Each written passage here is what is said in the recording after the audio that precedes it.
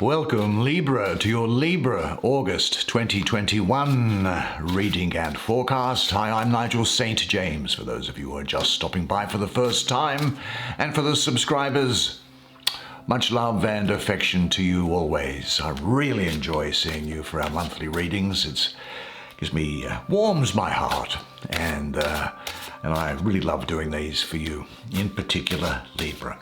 Now, but actually, I've had some private readings for some of you Libra YouTube viewers over the course of the last month, and if you'd like one, just check out the information below. But have a look at the website in any event, because I think you'll find out some interesting information on clairvoyance as well as astrology that I've put together for your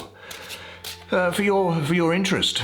And let us now anyway get 5 cards, shall we? Now, I have no idea what this deck is. My daughter found it in a flea market, and it had no little white book or box with it. It just had a ribbon tied around it. And so she said, "Look, Dad, you should use this." And I checked it out, and they're all here. All the cards are here, so I don't know why someone would want to dispose of it. It's a beautiful deck. But anyway, let's see what there is. What's off the top first? There's the 2 of Wands. Now, there's a lot of esoteric information that's in here. Here's the Prince of Discs, so I might use my pen to point out a couple of the more interesting aspects of it as we go along, at least that I think are interesting. You'll probably find a lot more interesting. There's the 8 of Cups, a lot more interesting things in there, but sadly time will probably prevent me from being able to go through it.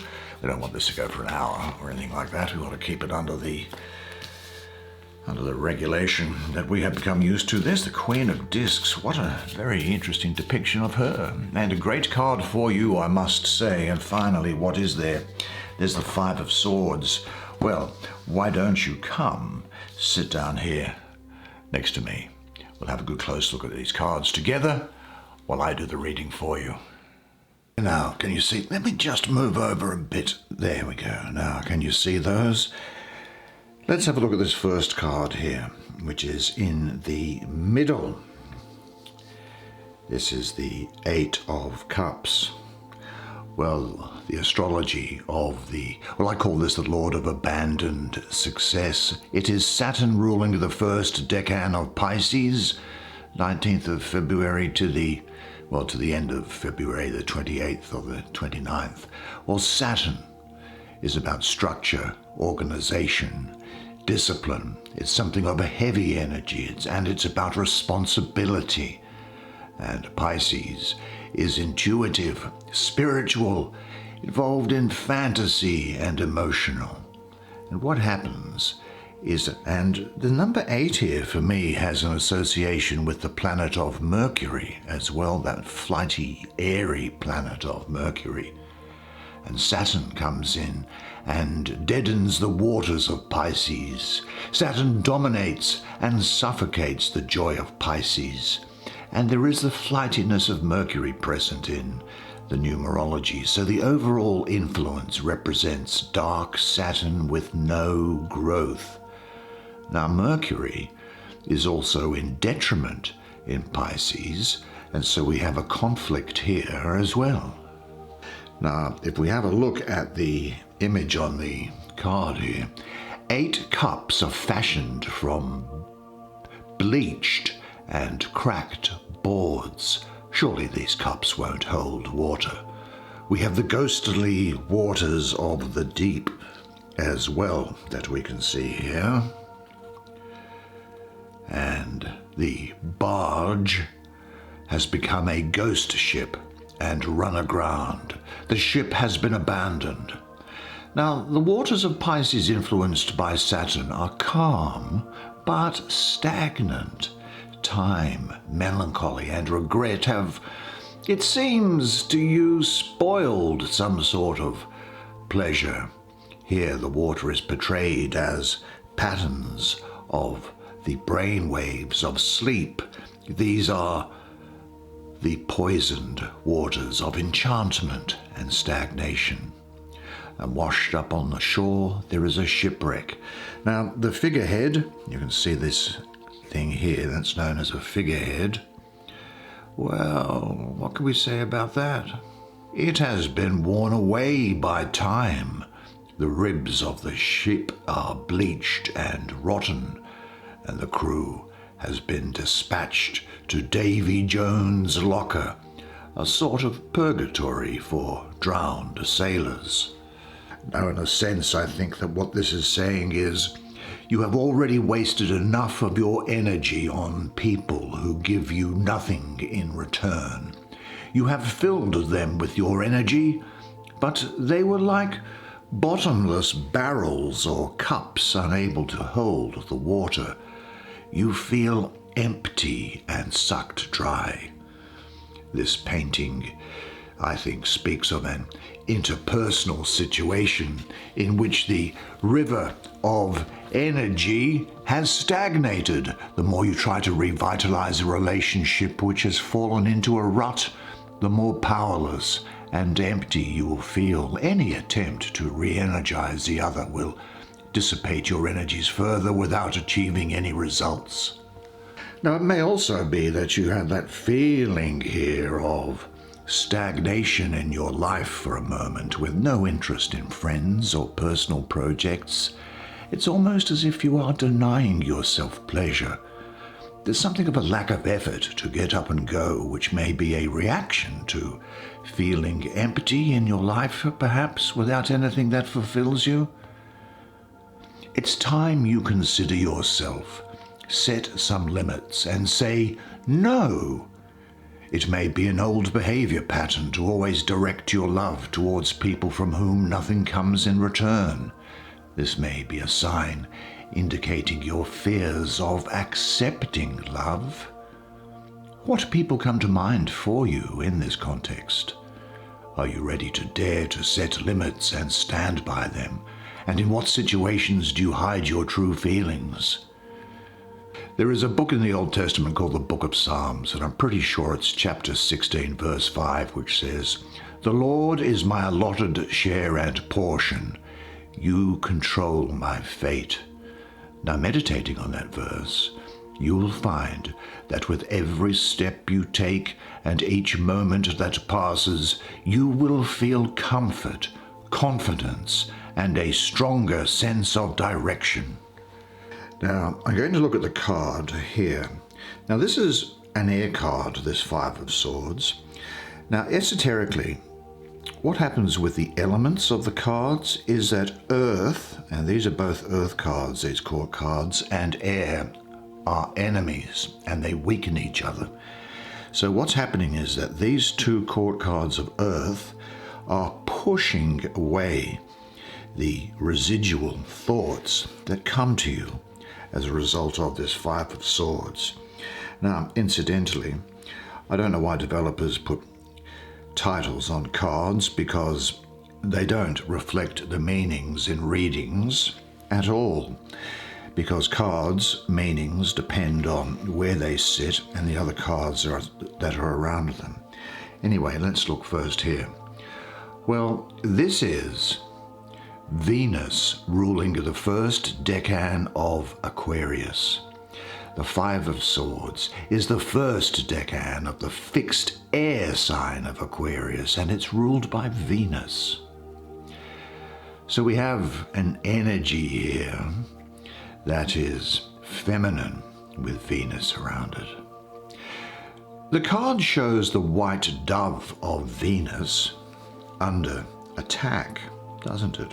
See this thing here? This white dove is being attacked by a dark bird of prey for Aquarius, resembling a raven or a crow. The dove was carrying a message of peace in the form of a rose, and the rose has been utterly destroyed or torn asunder and falling. Now, the dove had built a nest in what it thought was a secure square form, but it had lowered its defenses and built from 4 broken swords. Can you see the broken swords there? In peace times, perhaps the swords had been broken up, but now the nest comes under sinister attack. It presented an easy target for the raven, as shown by the large, dark, and disruptive red sword that is here. And that sword totally overpowers the other four and breaks into the nest. Now, the humanitarian sign of Aquarius is ruled by Saturn, which adds a difficulty here as well. And this element of air with Saturn around can show something of some sort of I won't say a mental weakness, but perhaps a fuzziness in your thought patterns that leads you to fear. This card is actually more about fear than it is about defeat. Now, whatever you may think about Catholic popes, they are nevertheless world figures. And the Pope, John Paul II, the one before the current Pope, began an annual tradition of releasing white peace doves on the last Sunday in January to symbolize the need to pray and work for world peace. Now, interestingly, the date of the last Sunday in January falls in the first decan of Aquarius, which is this card, symbolized by this card. But unfortunately, though, the tradition had to be discontinued when crows immediately and violently attacked the white doves just moments after they were released from the hands of little children. The doves were dismembered, triggering all sorts of end-time speculation, as well as a lot of upset for the children involved. Now, Venus is in this card here, as I say, in Aquarius. Now, normally Venus rules Taurus, which is an earth sign, but here we have Venus ruled by an air sign. Now, the two are at odds because Venus is a lover and not a fighter, whereas Aquarius is a rebel ruled by Saturn, or in a modern sense, co-ruled by Uranus. And Aquarius is a fighter, usually for causes. So the individualistic, dispassionate nature of Aquarius clashes with Venus, the planet of relationship. And Venus is also overwhelmed by the fiery and dispassionate nature of Mars, because mystically I have Mars associated with the number 5 here. So we don't really have any astrological harmony in this card. But as I say, the essential element of this card is one of fear. Fear which distorts your view of the present and of the unknown in your future.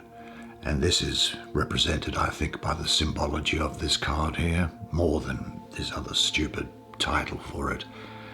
Now, this card here can relate to a betrayal or a sneak attack by someone you trust and don't suspect as being your enemy. They could be driven by jealousy and try to sabotage you behind your back. Or your fear may be the result of losing control emotionally due to previous hurts from relationships.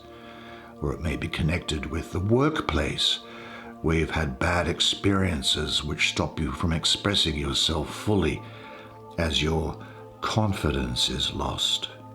Now, if you can let go of the feeling of fear, then the energy bound up in this nest will explode and work for your advancement. Very much our feelings of moving forward and doing things relate to past relationships in the workplace or personal things where we have felt let down, or where we have let someone down, or where we don't feel that we are good enough. But this card has come here to tell you this, that despite what you may believe, you can disappoint people and still be good enough. You can make mistakes and still be capable and talented. You can let people down and still be worthwhile and deserving of love. Everybody has disappointed someone they care about. Everybody messes up, lets people down, and they make mistakes. Not because we are inadequate or fundamentally inept, but because we are imperfect and fundamentally human, and expecting anything different is setting yourself up for failure, because nobody is perfect.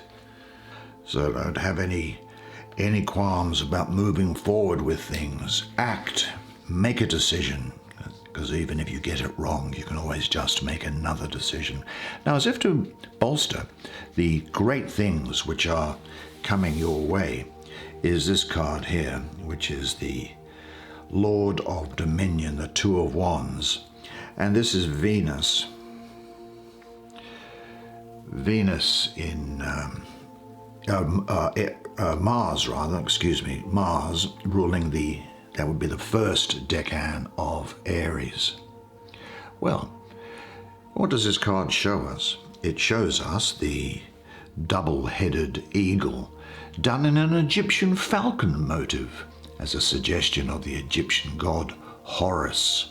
The double-headed red eagle is a symbol of the emperor and is often shown as the emblem on his shield. Now, above is shown an orb with this cross on it here, and that's another typical symbol of the emperor's dominion over the earth, also of the four directions and the quadrants of heaven. The crossed wands here, I think, well, they are shown as being clutched by an eagle, and it's an Egyptian crook and a flail. Again, symbols of kingship, the pharaoh's authority and the functions of a king, both to shepherd and to punish, that is, to rule. But as a reminder of war is this symbol, this blue crown of Egypt, a military helmet worn both in battle and ceremonially to celebrate the god king and his victories. It is blue and decorated with golden solar discs or storms on the surface of Mars, and topped with, well, it's topped with a cobra by the look of it here. Yet another symbol of divinity, authority, sovereignty, and claim over the land. This crown was often worn in military representations, but was said to be an evocation of the pharaoh's divine power or godlike stature on earth. Now, interestingly, this crown is sometimes called the blue crown of Mars, as its phallic shape is said to be is said to be a symbolic representation of Mars, with flared debris ringing around its girth, distorted by its proximity to Earth. The crowns of Egypt are said to be depictions of or worn by the god forms, often represented by the planets. And behind the design is the flaming symbol of Mars. You can see the semicircle here, and then with this arrowhead pointing up there. And that just reinforces the symbolism of winning, of dominion, of control. So the planet Mars, bearer of dynamic active powers, is in his own sign, Aries, the pioneer who constantly seeks new ways and methods of advancement. Now the drive forward finds new directions. This is talking about you dominating events around you, a situation around you, possibly another person, definitely not being satisfied with your lot, and now focusing your intent. This is a period, I think, where you will be overcome by boldness, courage, fierceness, and perhaps even a degree of shamelessness, I have to say. You will be generous and proud, but also have a certain amount of revenge and resolution with you. I think that this suggests that your will is beginning to rebel against the existing boundaries, come hell or high water. You will be using your willpower to break through stagnant situations, such as have been seen here. that stagnant thing. You'll break through it. You will succeed. And you'll be removing any long-standing blocks. It's a time to act, and act on instinct and what you believe to be right without overthinking the situation. And you will have powers of dynamic leadership ability and energy building up. Pay attention to centering. If you're in contact with your center, you are certain to master the situation. Trust your energy. Don't go for any false compromises. And say to yourself, I find the strength I need now in my center. Well, let's have a look to see what's sitting underneath, which is the Queen of Discs. Oh, very nice painting there. Now, symbology-wise, what is there? Well, she has as a crest a ram's head, which is not surprising, I suppose.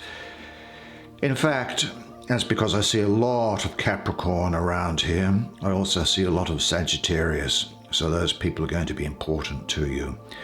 She has alchemical glyphs here for different elements. There's the element of time coming into here, but there's fertility around here. Backwards was the darkness, and she's come out of the dark, as you have done, and are now coming and sitting in the light, surveying everything that's there in front of you. Well, she is the queen of the thrones of earth. Sagittarius and Capricorn. Now, court cards, of course, can be either male or female, but I'll refer to her for obvious reasons as a she. And what this is suggesting is that this is a woman who is ambitious. This is what you will be. Ambitious, affectionate and kind, charming, practical. This is a very good energy for people involved in doing things around the home, I might say. She is, as it suggests here, as a queen, the watery path of earth. And they get on very well together elementally. Now, she is ambitious, but she works with instinct and intuition rather than with her intellect. So don't over-intellectualize things just for this month. She's quiet and hard-working, practical, sensible. The person represented by this energy, I think, possesses the finest of the quieter qualities. But she can, in a reticent and unassuming fashion, actually be very lusty and sexy. And she can sometimes also, I've got to say, on the downside, can get into drinking. Because this type of woman, I think, it's almost as if she can only realize her essential happiness by getting outside of herself. Now, she's had a long, hard way, as represented by this, to get where she is. But that's behind her, and she has arrived in greener, more fertile land. And she sits here, resting, enjoying a refreshing oasis, and takes the time to look back on her long and difficult path. Now, she does represent prosperity and security. And she also needs to find time to create nurturing time for herself. So stay practical during this time. Now, you will be compassionate, and you will have a nurturing attitude towards others and to your own circumstances. And she's saying to you at the moment, don't create any revolutions, but go with the flow. Now, I think she also represents health and diet, so make sure that your diet and exercise are correct. And go forward quietly, without any overt attack upon existing situations. You have passed through an arid stretch, I think, on your journey, haven't you? And you are now arriving at more fruitful surroundings. Now you can rest and devote some attention to yourself and your physical needs. In what ways have you neglected your body, your outer self? Do you overindulge yourself? So devote more attention to your health and physical beauty than you have until now. But when I say that, you are very beautiful, and in fact, Libra women are renowned as being the most beautiful of the zodiac, but don't rest on your laurels in that area. Make sure you keep it up. And say to yourself, I give my body the gift of loving attention. It gives me the gift of life, energy, joy in living and health. Well, shall we have a look at the Prince of the Chariot of the Earth? And that is the Prince of Discs. That looks like some sort of a sheep's head or a lamb's head, bull's head perhaps, a cow's head, that might be. And why not? Because I'm getting a lot of Taurus around here. I'm also getting a lot of Gemini, I have to say. They're going to be important to you during this month. This is saying that, now, in elemental dignity rules, he's the airy part of Earth, as is said here correctly. And they are enemies, as we spoke about. They weaken each other. So we can expect some conflict in your makeup during this period. Some conflict. Nothing overwhelming, though. But you'll be competent, hardworking, reliable. Maybe materialistic, I think, and focused. And it's possible that you could become stubborn at moments. And just make sure other people don't think that you lack emotional warmth, because you will be quite focused, I think. You'll be energetic, a capable manager. You'll be slow to anger, I think, but look out if you have been wrongly upset. You will be a person with a mastery of structure, design, proportion, form, beauty, and have great energy in dealing with the material. You'll be unshakable.